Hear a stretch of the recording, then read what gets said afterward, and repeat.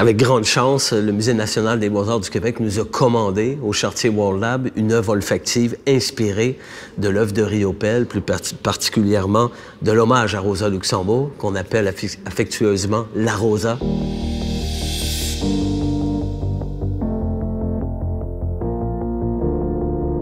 C'est l'idée d'essayer de faire vivre aux gens le tableau, sortir du tableau ou rentrer dans le tableau, avoir une proximité avec le tableau et de mettre en arôme ça pour jouer avec les émotions des gens. Parce que les arômes permettent ça. Les arômes ont un pouvoir d'évocation qui est très, très fort. Donc, depuis des mois, on travaille à essayer de décrypter ce tableau-là parce qu'il y a beaucoup de messages. Hein, c'est un cryptyque plus qu'un triptyque. Donc, beaucoup de messages cachés, essayer de comprendre. Comme on connaît, j'ai eu la chance de connaître Jean-Paul Riopelle, Huguette Vachon, sa veuve, tout ça. Il y a beaucoup de choses que je savais déjà. Il y en a beaucoup qu'on a découvertes. Et là, on essaie de mettre ça en arôme. Donc, et ça veut dire quoi? Ça veut dire, bon, de façon très concise, très facile, arriver devant un des panneaux où il y a plein de fougères, c'est l'île aux grues. On va essayer de vous faire sentir la biodiversité et vous projeter le moment où Jean-Paul peint cette biodiversité-là, ces fougères-là. Donc, c'est un peu ça. Donc, mais à travers différentes expériences plurielles, olfactives. Je connais Riopelle au début des années 90, dans mes jeunes années de sommelier, au Bistrot Champagne, à la Clé des Champs. J'ai eu la chance de partager beaucoup de moments avec, de vivre des grands moments aussi, et de vivre la naissance de cette œuvre-là, Rosa Luxembourg, qui est exposée à 5 minutes de chez moi, à Mont-Roland, pour la première fois, en privé. Donc, puis là, aujourd'hui, je se retrouve avec ce cadeau-là, de pouvoir l'exprimer en arôme, qui est ma grande passion, qui est mon travail professionnel, de lier tout ça à ma science d'harmonie moléculaire que j'ai fait naître au début des années 2000. C'est un cadeau. Il y a une charge émotive, mais une charge aussi de connaissance, d'expérience qui est liée à ça, qu'on va pouvoir mettre à l'œuvre, qu'on va pouvoir utiliser, qu'on est déjà en train d'utiliser pour mettre ça en arôme.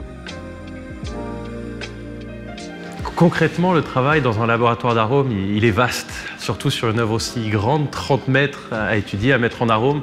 Les sources d'inspiration sont multiples, donc il y a déjà un grand travail d'investigation autour de l'œuvre, autour de l'artiste, pour comprendre, voir tous les processus. On dit souvent que la créativité, finalement, c'est 20% du travail, parce qu'il y a quand même 80% de compréhension pour que les œuvres olfactives fonctionnent. Et donc au laboratoire, qu'est-ce qu'on a travaillé? Principalement, on a analysé les peintures, tout le matériel utilisé par Jean-Paul Riopelle pour faire cette œuvre magistrale. Donc les bombes aérosols, les peintures, les feutres.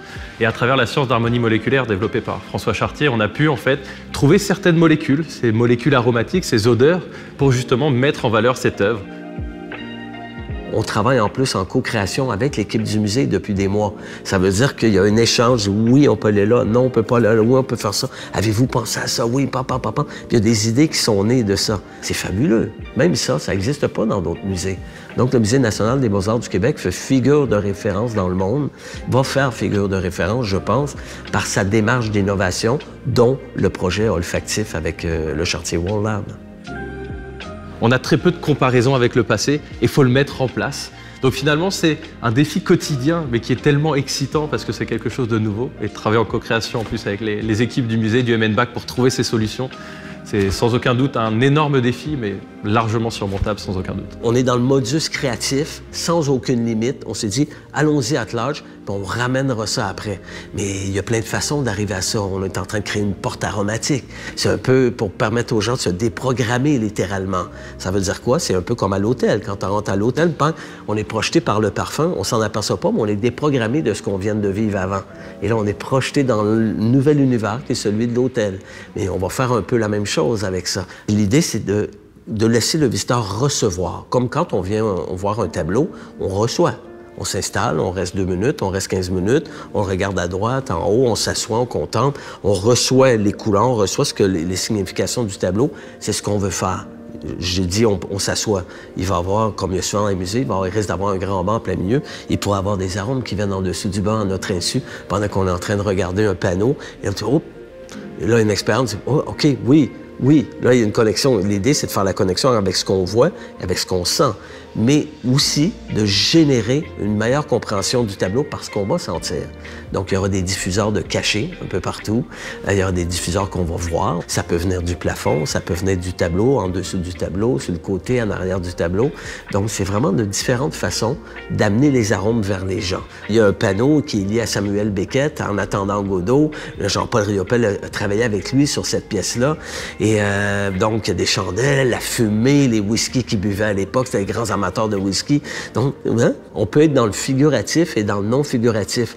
Raconter l'histoire qu'on voit le tableau, les chandelles qu'on voit sur le tableau, on ne sait pas, ils ont rapport à quoi, mais nous, on peut aller plus loin parce qu'on connaît l'histoire en arrière.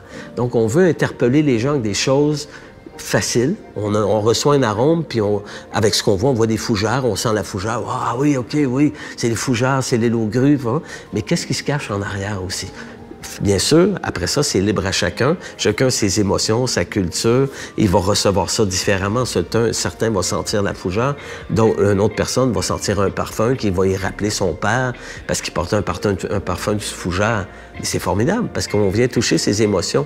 On sort de l'œuvre pour aller ailleurs, mais l'ailleurs, c'est le lieu commun de la personne qui est là, donc elle va se sentir interpellée. On a découvert que les arômes, en fait, finalement, avait cette capacité d'être très personnelle, donc beaucoup plus facile d'échanger. Pourquoi? Parce que c'est quelque chose qui nous touche directement, et toujours pour faire parler autour de l'œuvre et de ce travail fascinant pendant encore très longtemps. Les arômes vont aider à se projeter, à avoir une proximité avec l'œuvre, avec l'artiste et avec nous-mêmes.